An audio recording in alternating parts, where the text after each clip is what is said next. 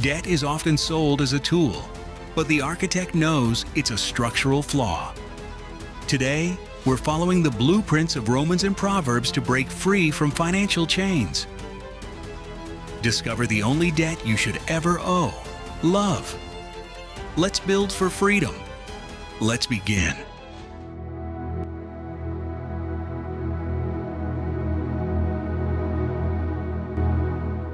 The Apostle Paul presents us with a fascinating contrast here: financial debt versus the debt of love.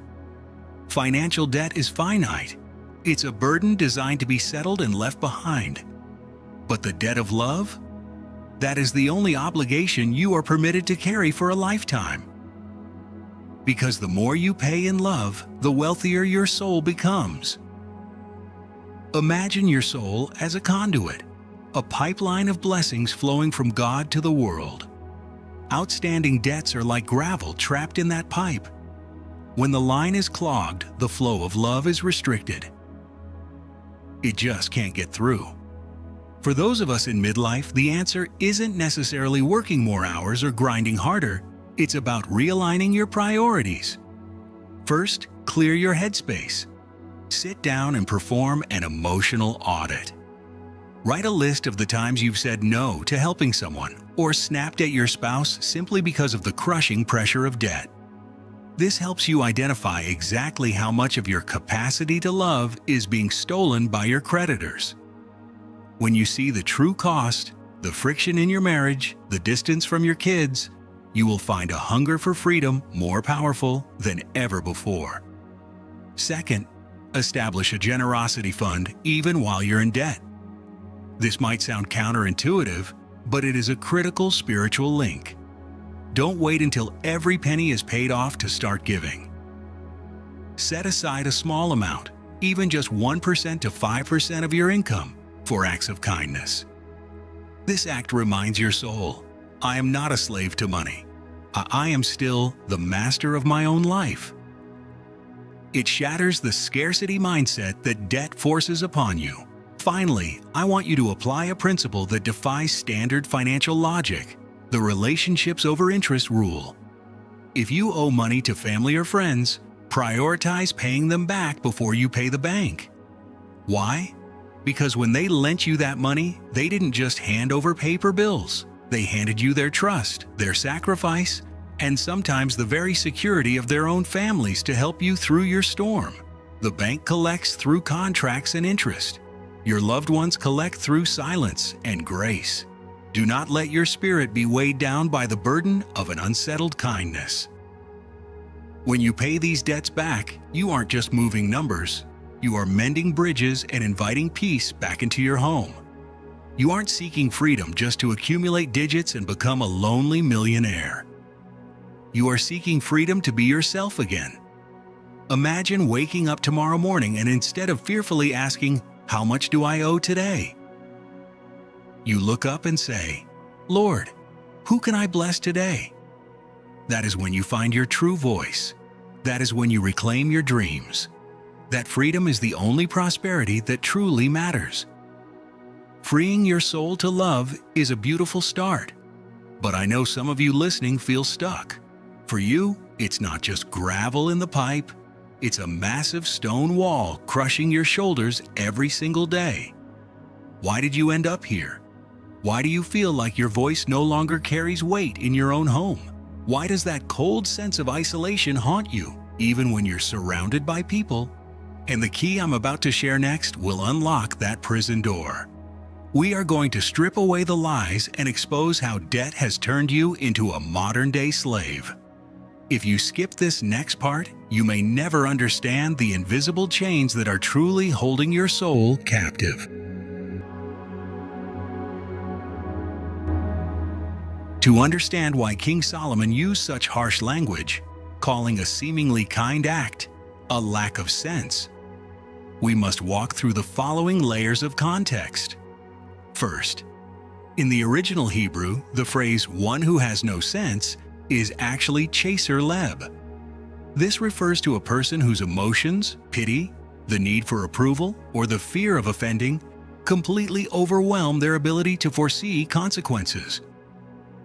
In the financial context of 2026, this is a state of being intoxicated by one's own kindness, leading you to sign documents for things you have absolutely no control over.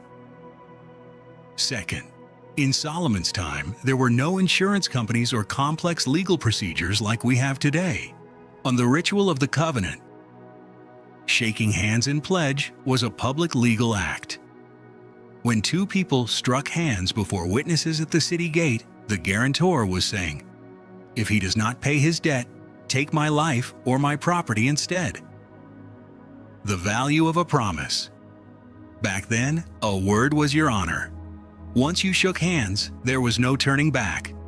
Solomon warned about this because he had witnessed too many wealthy, happy families suddenly become slaves after just one handshake on behalf of a neighbor who didn't keep his word. The cold, hard truth Solomon wants to remind us of is this: never place your family's fate in the hands of someone else, especially someone who is already in financial trouble. Finally, debt is a relationship between a creditor and a debtor.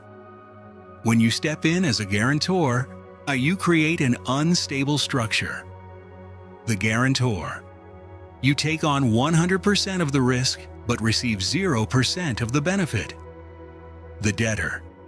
They receive 100% of the benefit but feel less pressure of responsibility because you are there to catch them if they fall. The creditor. They are thrilled because they now have a second prey to hunt for money.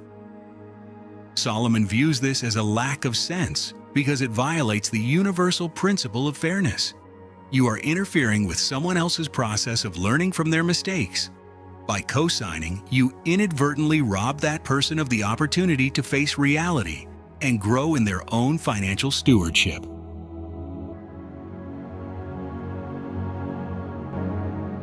After exposing the dangers of this handshake of death, the question is, how do we live kindly but not foolishly? How do we protect our legacy against pressure from relatives and friends? Here are 5 ways for you. 1. Build a wisdom filter before you sign. Before you intend to help anyone by co-signing, ask yourself 3 awakening questions. Question 1. Can I afford to lose this entire amount of money without destroying my family's peace? If the answer is no, then signing is an act of recklessness, not faith. Question 2. Why did the bank, the experts in risk assessment, reject them? Banks have massive data systems. If they see that person is unable to repay, why do you think you are smarter than the entire system? Question 3. Am I helping them overcome a hardship or helping them escape responsibility? Sometimes letting someone face the financial consequences is the best way for God to teach them a lesson in discipline. When you co-sign, you inadvertently cut off their growth process. 2. The gift instead of co-sign strategy. This is the most practical solution to keep both your money and the relationship. Instead of co-signing for a $50,000 debt, which you cannot control, follow this rule. First, set aside an amount of cash that you can afford to give away, for example, $1,000, and give it to them as a gift. Say to them, "I cannot sign as a guarantor due to my family's financial principles, but I want to support you with this amount to help you through your difficulty. You do not need to pay it back." The result?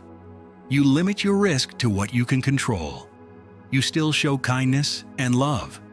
And most importantly, your soul is free.